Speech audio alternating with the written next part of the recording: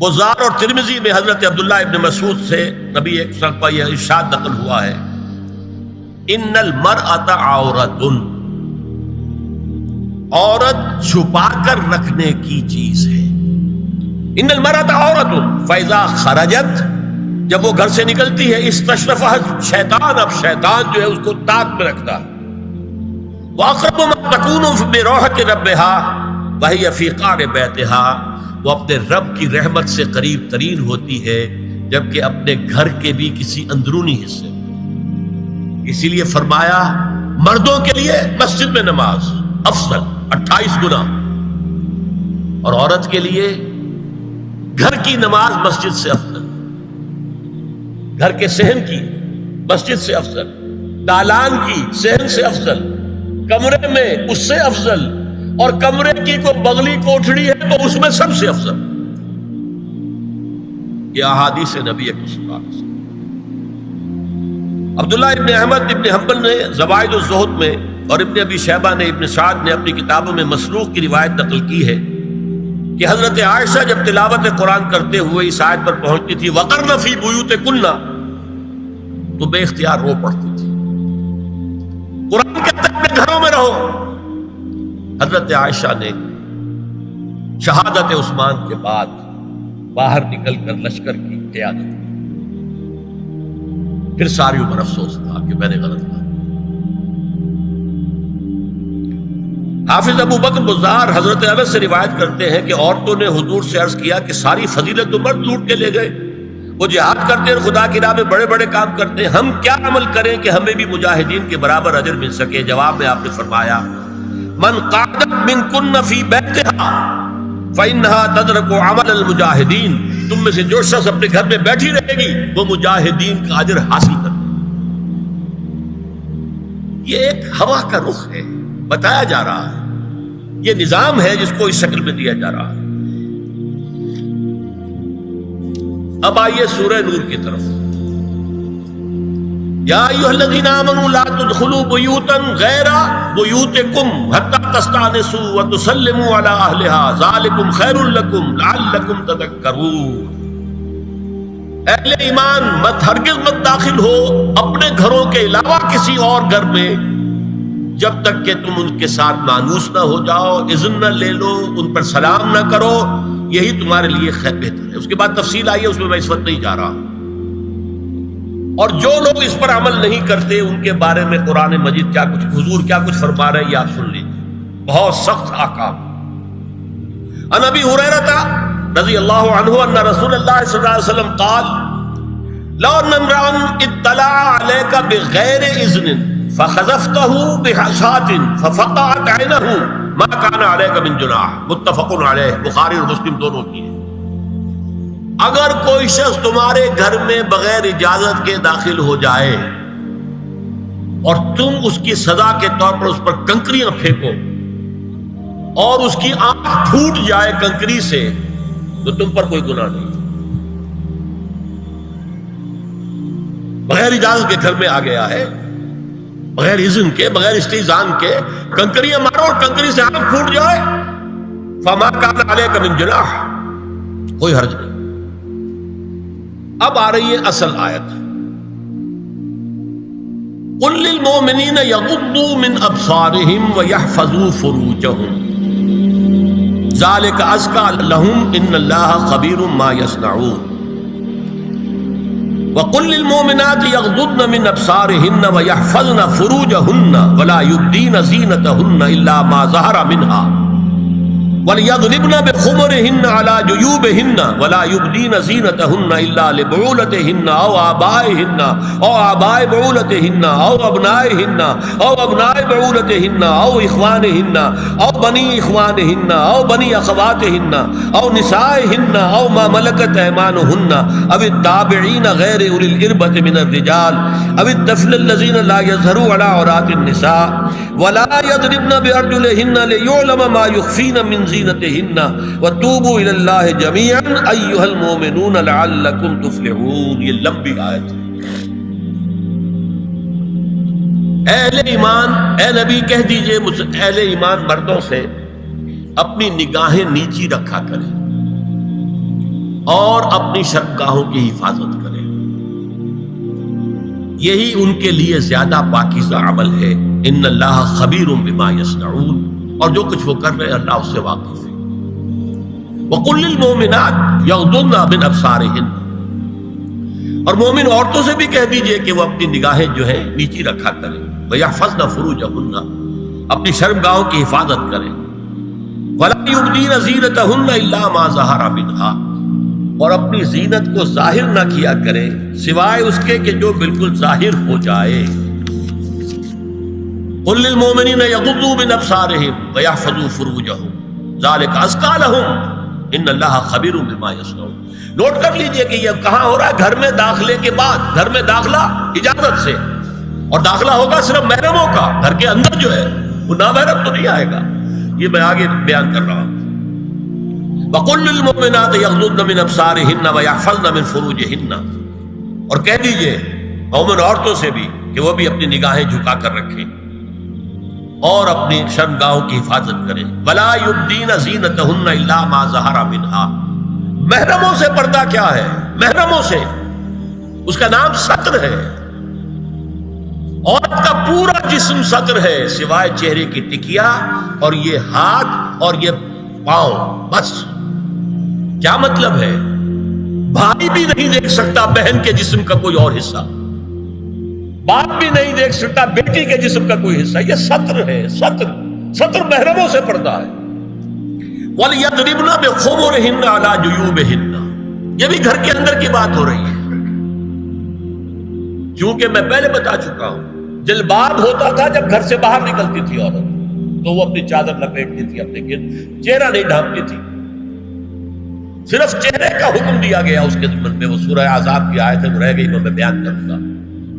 اور خمار اوڑھنی ہوتی تھی جو گھر میں اوڑھتی تھی۔ گھر میں ظاہر بات ہے کہ جلباب تو نہیں لیا جا سکتا، آخر گھر کا کام کاج کرنا ہے، ہلکی سی اوڑھنی وہ گھر میں، لیکن فرمایا وَلْيَضْرِبْنَ بِخُمُرِهِنَّ عَلَى جُيُوبِهِنَّ، اور انہیں چاہیے کہ اپنی اوڑھیوں کے، بکل اوڑھنیوں کے اپنے سینوں کے اوپر، گریبانوں کے اوپر بھی مار لیا کریں۔ اب اس کے بعد فرمایا وَلَا يُبْدِينَ زِينَتَهُنَّ إِلَّا لِبُعُولَتِهِنَّ، اب یہاں یہ زینت کا لفظ آ رہا ہے چہرے کے، اور چہرے ہی میں کچھ سنگھار بھی ہوتا ہے۔ اب ان کے لیے کہا گیا کہ چہرے کی زینت، اور چہرے کے اوپر اگر کوئی بناؤ سنگھار ہے، زیور ہے، تو اس کی زینت نہ ظاہر کریں، مگر اب یہ یہاں تفصیلی آئی ہے، جو محرم ہے ان کی تفصیل۔ تو فرمایا کن کے سامنے ظاہر کر سکتی ہے؟ الا لبعولتہن، سب سے بڑھ کر تو شوہر، او آبائہن، اور یہ آپ نے باپ۔ اچھا، باپوں میں نوٹ کی دی، باپ حقیقی ہو، اخیافی ہو، اللاتی ہو یا رضاعی ہو، یہ چاروں قسم کے باپ اس میں شامل ہیں۔ جس عورت نے دودھ پلایا تھا اس کا شوہر بھی باپ بن گیا۔ او آبائے بعولتہن، اپنے شوہروں کے باپ، یا ابنائہن، ان کے اپنے بیٹے، بیٹوں میں بھی آئیں گے چاروں، اللاتی، اخیافی، عینی اور رضاعی۔ او ابنائے بعولتہن، اور اپنے شوہروں کے بیٹے، ہو سکتا ہے شوہروں کی اور بیویاں بھی ہوں، تو ان کے بیٹے بھی، جو ستیلے بیٹے ہیں وہ بھی محرم، ان سے کسی شکل میں کبھی شادی نہیں ہو سکتی۔ او اخوانہن، یا ان کے بھائی، او ابنائہن، یا اپنے بیٹے، او ابنائے بعولتہن، یا اپنے شوہروں کے بیٹے، او اخوانہن، یا اپنے بھائی، او بنی اخوانہن، یا اپنے بھائیوں کے بیٹے، او بنی اخواتہن، اپنا بھتیجا، اپنا بھتیجا، شوہر کا بھتیجا نہیں، اپنا بھتیجا محرم ہے، اپنا بھانجا محرم ہے، شوہر کا بھانجا محرم نہیں ہے۔ او نسائہن، یا ان کی عورتیں، اپنی عورتیں، جان پہچان کی عورتیں۔ او ما ملکت ایمانہن، یا جو ان کے داہنے ہاتھوں کی ملکیت ہے، باندیاں، غلام۔ اس میں عرض کر چکا ہوں کہ اس میں کافی اختلافات ہیں۔ یہ بھی ہے کہ اس سے مراد صرف باندیاں ہیں، غلام مرد ہیں، یہ بھی ہے کہ مرد بھی ہے، اور یہ بھی ہے کہ مرد جب تک کہ وہ باندی ہوا۔ لیکن میں اس بحث میں یہاں نہیں جانا چاہتا، یہ پھر فقہ کی بحث ہو جائے گی۔ اب التابعین غیر اولی الاربہ، کچھ ایسے لوگ بھی ہوتے ہیں، کوئی کسی کے گھر میں کوئی اندھا آدمی رہ رہا ہے یا کوئی اور کسی وجہ سے کوئی مریض ہے، اسے آپ نے بنا دے رکھی ہے، انہیں عورتوں سے کوئی سروکار نہیں ہوتا۔ اب الطفل الذین لم یظہروا علی عورات النساء، یا وہ بچے کہ جن پر ابھی عورتوں کے پوشیدہ حالات واضح ہی نہیں ہے، پتہ ہی نہیں ہے انہیں، ابھی انہیں جنس کا کوئی احساس ہی نہیں۔ یہ ہے فہرست جو دی گئی ہے کہ جن کے سامنے عورت کھلے چہرے کے ساتھ اور اپنی جو اضافی زینت بھی ہو، کوئی زیور وغیرہ یا کوئی بھی سرما وغیرہ ڈالا ہوا ہے یا کوئی سرخی کو لگائی ہے معمولی سی، تو اس کے ساتھ آ سکتی ہے، اور یہ وہ رشتے ہیں کہ جن سے کسی حالت میں بھی نکاح نہیں ہو سکتا۔ آگے سنیے، وَلَا يَضْرِبْنَ بِأَرْجُلِهِنَّ لِيُعْلَمَ مَا يُخْفِينَ مِنْ زِينَتِهِنَّ، اور چلتے ہوئے اپنے پاؤں زور سے نہ مارے کہ ان کی زینت ظاہر ہو جائے۔ اگر کوئی پازیب پہنی ہوئی ہے، کوئی جھنجھنو وغیرہ ہے، تو اب اگر پاؤں مار کر چلے گی تو خواہ ذہن جائے گا بیٹھے ہوئے کا کہ کوئی خاتون جا رہی ہے۔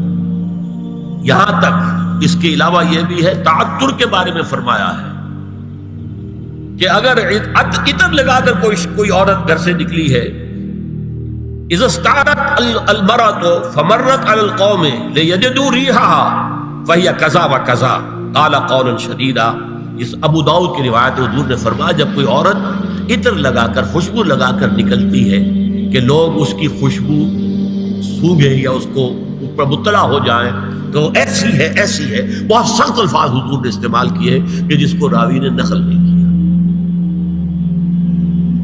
عورت کے لیے خوشبو، عورت کی آواز کا پردہ ہے۔ اب دیکھیے کس حد تک نماز میں اس وقت عورتیں بھی شریک ہوتی تھی، اگرچہ حضور نے فرمایا مردوں کی صف بہترین سب سے آگے والی ہے اور سب سے بری صف سب سے پیچھے ہے، کیونکہ اس کے پیچھے پھر عورتوں کی صف ہوتی تھی، اور عورتوں کے لیے سب سے اچھی صف سب سے پچھلی والی ہے اور سب سے بری سب سے آگے والی ہے۔ سب سے آگے والوں کے سامنے پھر مرد ہوتے تھے، ان کی پشت ہوتی تھی۔ تو اسی طریقے سے اگر غلطی کی ہے تو مرد جو ہے کہے گا سبحان اللہ، امام سے غلطی ہو گئی ہے، مرد کیا کہے گا؟ سبحان اللہ۔ عورت کیا کرے گی؟ اپنے ایک ہاتھ کے پشت پر اپنا ہاتھ مارے گی، اپنی آواز نہیں نکالنی، آواز کا پردہ، چھونے کا پردہ یہاں تک ہے کہ حضور نے کبھی کسی عورت سے ہاتھ نہیں ملایا، اور آپ جب بیعت بھی لیتے تھے تو بس زبانی الفاظ کہلوائے اور کہا ٹھیک ہے بیعت ہو گئی، یا ایک کپڑا پکڑا، اس کا ایک سرا اپنے ہاتھ میں دوسرا سرا اس خاتون کے ہاتھ میں، یا ایک تشت کے اندر پانی بھرا، اس میں ایک طرف اس نے انگلیاں ڈال لی اور ایک طرف حضور کی انگلیاں، لیکن مسافر لا اسافر النساء۔ ایک دفعہ ہوا بھی کہ بعض خواتین نے جب بیعت کی ہے تو پھر انہوں نے ہاتھ آگے بڑھایا مسافر کے لیے، حضور نے فرمایا انی لا اسافر النساء، میں عورتوں سے مسافرہ نہیں کرتا۔ یا ایھا النبی قل لازواجک وبناتک ونساء المؤمنین یدنین علیہن من جلابیبہن ذلک ادنی ان یعرفن فلا یؤذین وکان اللہ غفورا رحیما۔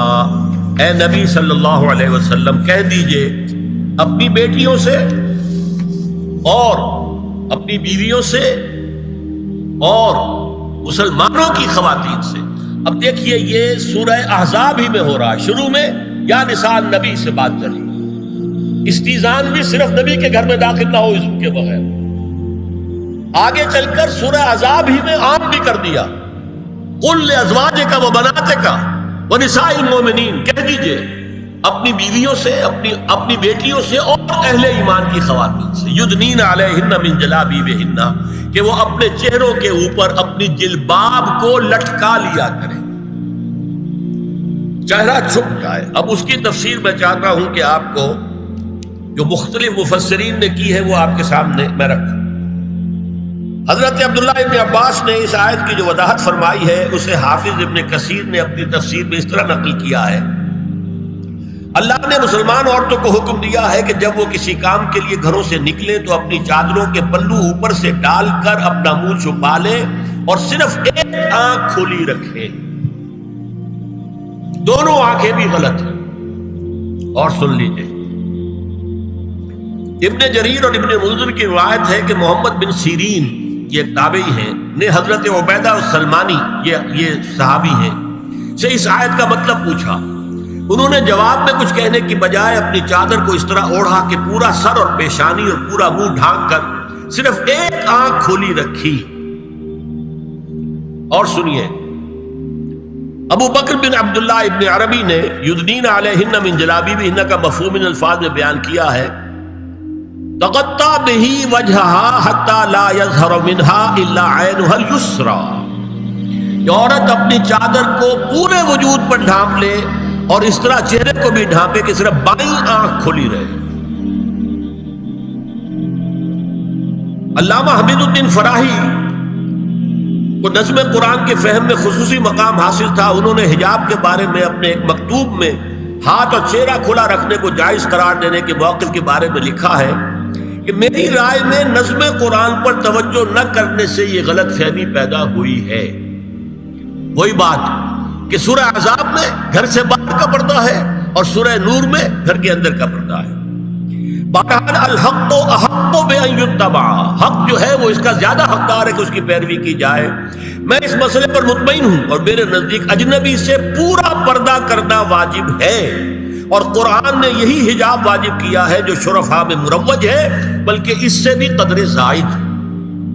مولانا فراہی کا یہ مکتوب ماہنامہ حیات نو بلیریا گنج انڈیا کے اکتوبر سن 92 کے شمارے میں شائع ہوا ہے. یہ ہے علماء کی رائے. حضرت ام سلمہ اور حضرت میمونہ نبی صلی اللہ علیہ وسلم کے پاس بیٹھی تھی. اتنے میں حضرت ابن ام مکتوم آ گئے. نبی صلی اللہ علیہ وسلم نے ان دونوں سے فرمایا احتجبا منہ، ان سے پردہ کرو. ازواج نے عرض کیا یا رسول اللہ الیس اعمی لا یبصرنا ولا یعرفنا، حضور کیا یہ اندھے نہیں ہیں؟ یہ نہ ہمیں دیکھ رہے ہیں نہ ہمیں پہچانتے ہیں. فرمایا افعمغایان انتما، کیا تم دونوں بھی اندھی ہو؟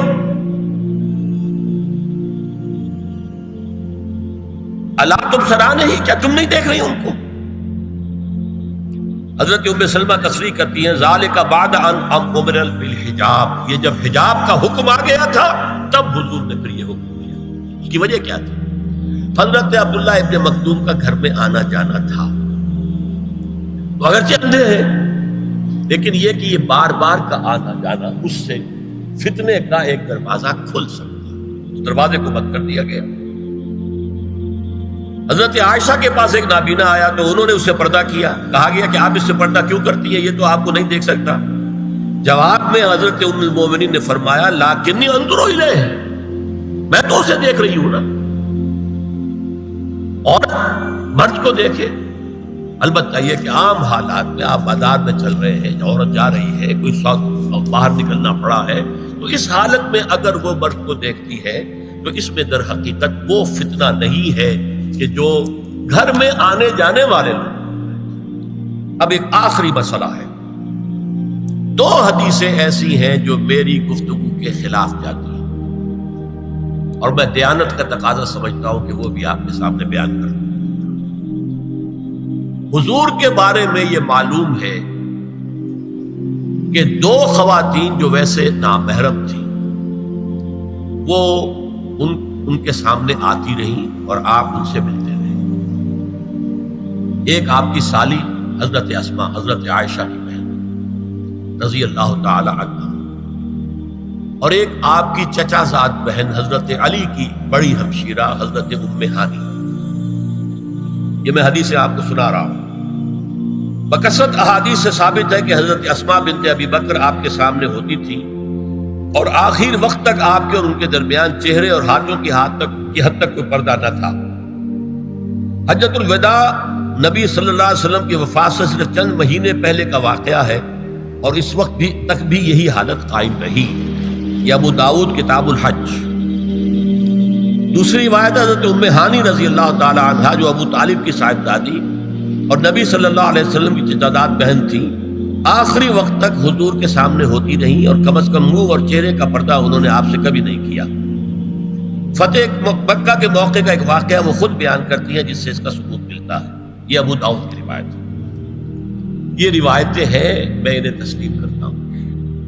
اور میں نے اب جو کچھ بیان کیا ہے اس سے یہ ایک بالکل برعکس بات سامنے لا رہی ہے۔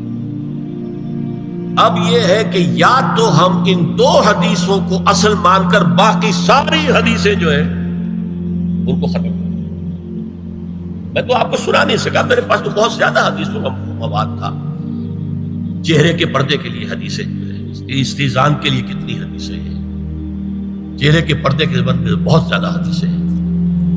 حضرت ام خلاد ایک خاتون تھی، ان کا بیٹا ایک غزوے میں شہید ہو گیا، وہ اس کے بارے میں کچھ پوچھنے کے لیے حضور کے پاس آئی، صحابہ بیٹھے ہوئے تھے، انہوں نے نقاب ڈالا ہوا تھا، منتقبۃ، نقاب کا لفظ بھی حدیث میں موجود ہے، اور یہ لوگ کہتے ہیں نقاب تو جو ہے یہ بعد کی پیداوار ہے، یہ لفظ کوئی ہے ہی نہیں۔ حجاب کا لفظ قرآن میں ہے، جلباب کا لفظ قرآن میں ہے، خمار کا ذکر قرآن میں ہے، اور یہ منتقبۃ نقاب ڈالی۔ لوگوں نے کہا عجیب عورت ہے یہ، اس کا بچہ شہید ہو گیا ہے، مطلب یہ کہ سخت صدمے کی کیفیت، اور یہ اس وقت بھی اس نے نقاب ڈالی ہوئی ہے۔